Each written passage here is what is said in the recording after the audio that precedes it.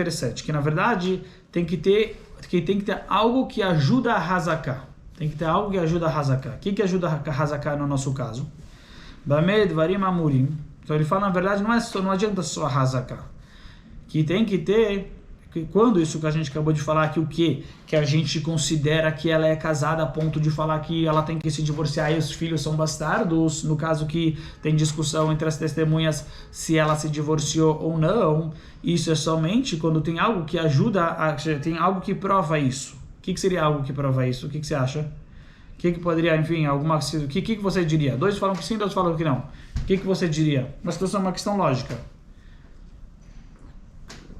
Dois falam, ela se divorciou. Dois falam, ela não se divorciou. Coloca agora uma questão lógica só. O que você vai falar?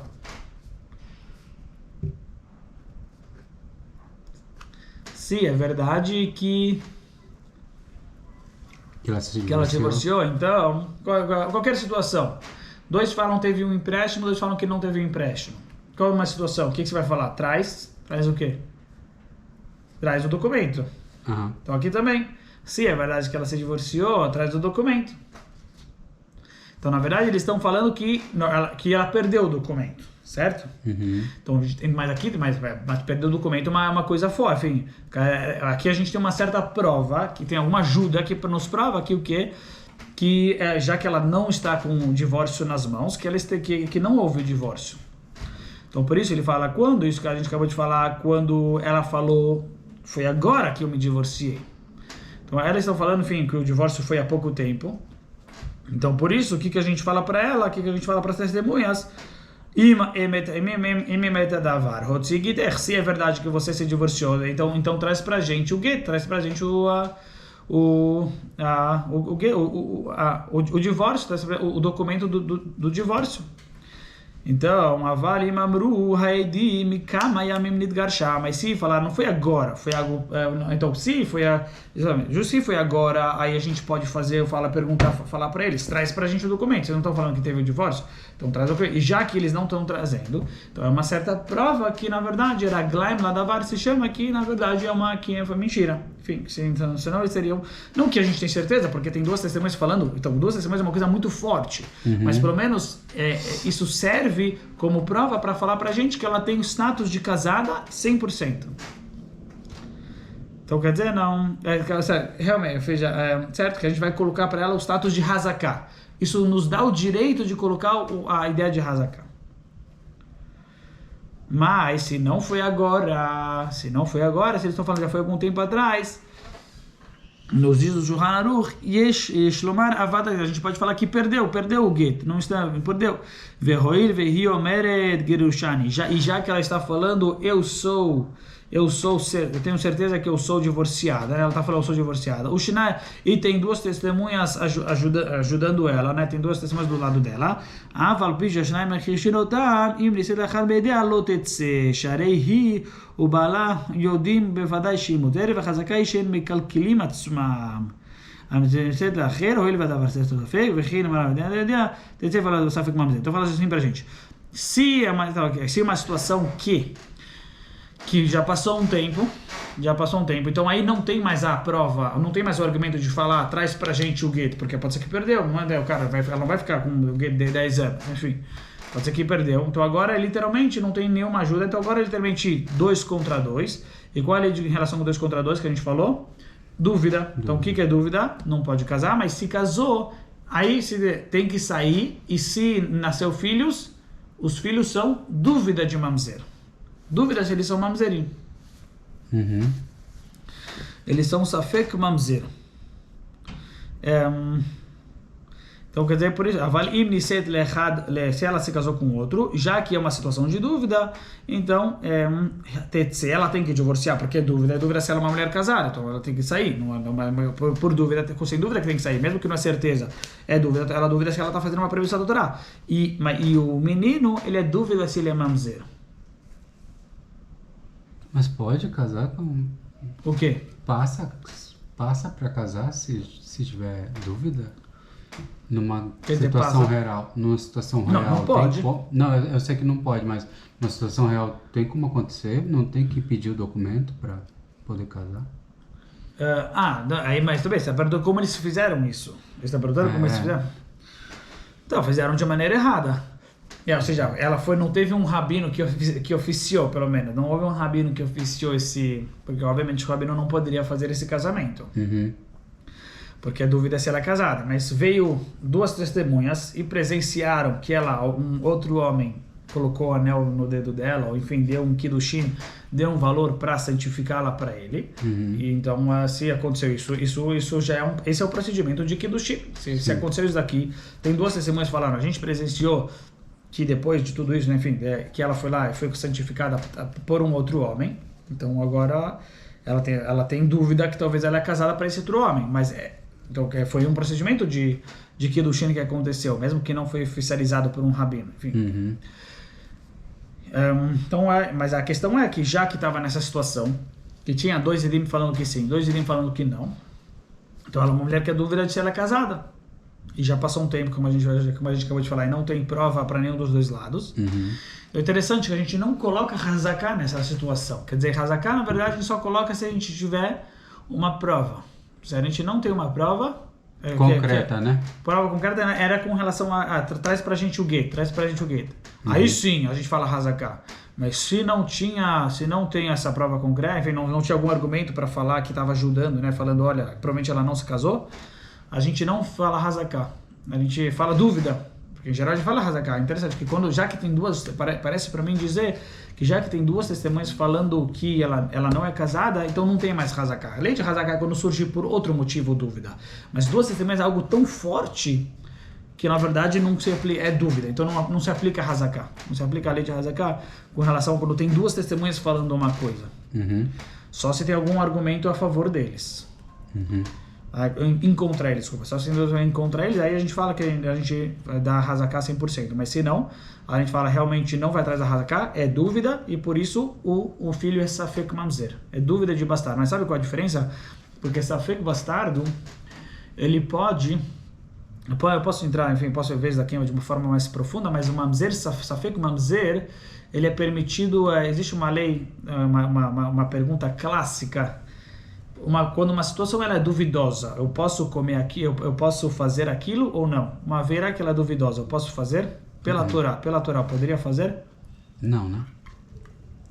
Tem uma carne, dúvida se é, obviamente, uma dúvida real, né? Dúvida se é carne kasher, dúvida se é carne do taref.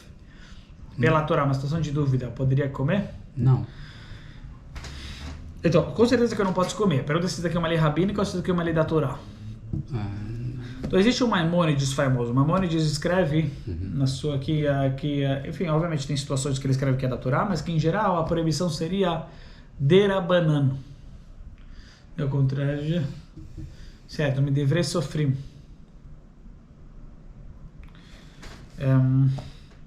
Que uma situação de dúvida, a Safek Torá é aquele. Uma discussão entre Rishonim.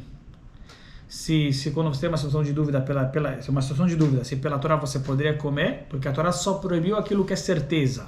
A Torá só proibiu aquilo que é certeza. Se dúvida seria permitido. Outros opinam que não. Que uma coisa que é dúvida, pela Torá é proibido você comer aquilo. Pela Torá seria proibido você... No caso de dúvida, mas aqui no caso de Mamzer, é conhecido que Safek Mamzer, um caso quando tem uma situação de dúvida de Mamzer, é um caso específico que a gente aprende na Gemara em Kiddushin, que seria permitido para ele, porque o Mamzer é proibido casar com alguém da comunidade de Israel, é proibido um Mamzer casar com alguém que a Torá proíbe casar com alguém que é da comunidade do povo judeu, da comunidade israelita. Enfim, alguém que nasceu de um casamento proibido, que tem caret ou que tem pena de morte, né? Que tem caret ou tem pena de morte, enfim, se a pessoa tem um filho de um relacionamento proibido, mas que tem esse tipo de castigo, o filho seria caret ou pena de morte, o filho seria bastardo e não poderia casar com uma menina ou com um menino da congregação israelita. Mas se é dúvida se ele é mamzer, ele sim poderia. Se é dúvida se ele é mamzer, sim poderia. Mas quem tem pena de morte não morre? Não, mas aqui se trata de uma situação, primeiro assim, se os pais fizerem proposital, eles vão morrer, mas aqui a gente se trata mesmo numa situação que não tem mais pena de morte, como hoje em dia. Entendi. Hoje em dia não tem mais pena de morte. Entendi. Se trata sobre, aqui o caso a gente está tratando sobre o filho. O filho não tem, o filho é mamzer, mas não tem nenhum castigo, né, por ser mamzer. Sim. Enfim, ele já carrega o pecado dos pais, mas não tem nenhum castigo com relação a ele. Os pais sim, se foi proposital. Sim. Mas hoje em dia de qualquer maneira não vai ter pena de morte. Então, mas aqui se tratando do filho teria o filho safek mamzer. Uhum. Então, por isso nós temos essa discussão entre os Rishonim, interessante, enfim, mas o Safek, em relação ao Mamzer, é um caso específico que nós sabemos que em caso de dúvida seria permitido, que só quando é certeza que ele é Mamzer. Então, pelo menos de acordo com uma situação dessa, faria muita diferença, né? Falar que ele é dúvida de Mamzer e não que ele é certeza de Mamzer. E, então, uma situação de dúvida, e por isso, então, teremos essa lei, e não vai atrás de Hazaká, é dúvida, e por isso aí fica, e no caso, assim, na nossa situação, ela tem que se divorciar, certeza. E quando o filho, agora a questão vai ser...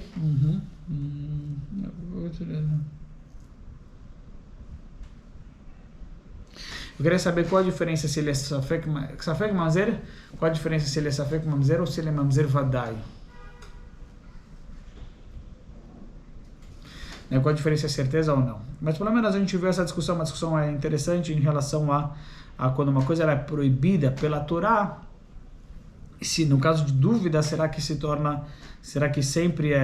vai ser proibido em no caso de dúvida, será que é proibido pela Torá? Ou será que isso que no caso de dúvida a gente tem que ser mahmir, a gente rigora, é uma lei de Rabanan, mas pela Torá seria permitido. A Torá só proibiu algo que é certeza.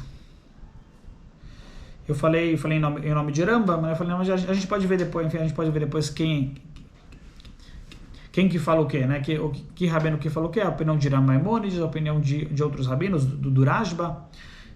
Se Deus quiser, a gente, enfim, entra em mais detalhes. Uhum. Aqui falando, no caso, aí a Gemara só fala que se ela casou com uma das testemunhas, seria permitido, ela não precisaria sair. Porque se ela casou com uma das testemunhas, ela não precisaria sair. Porque se ela casou com uma das testemunhas, ela não precisaria sair. Por mais que, na verdade, também, se ela foi lá e casou com uma das... O que você acha? O que você acha? O cara foi lá... Uma das testemunhas que falou que ela era divorciada e foi lá e casou com ela. O que você acha que deveria ser a lei?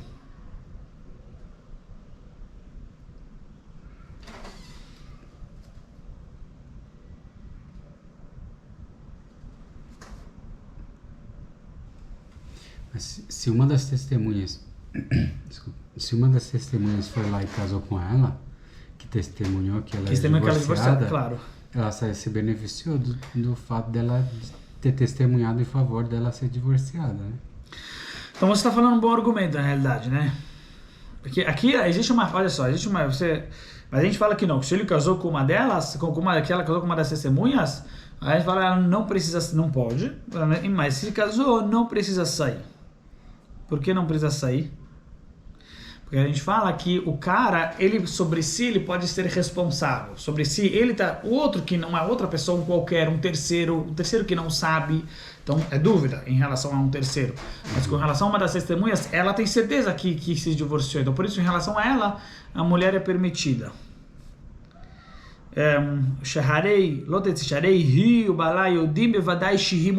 Ela e o marido sabem certeza que ela é permitida, e tem uma hazaká que eles não vão fazer, aí vem uma hazaká, na verdade, que isso que é uma ideia interessante. Então, primeiramente, eles com relação a si mesmos podem fazer isso. Um outro que é dúvida, para um outro é dúvida, mas para ele, então um outro não pode se apoiar sobre mais para um do que para o outro. Tem 2 contra 2, mas eles mesmos eles estão testemunhando uma coisa dessa, então eles têm certeza que ela é permitida. Por isso, eles poderiam se apoiar sobre isso, com relação a eles mesmos. E tem mais uma coisa, que eles não iriam fazer uma coisa que pudesse vir a causar um estrago. A eles próprios. Eles têm uma hazaká,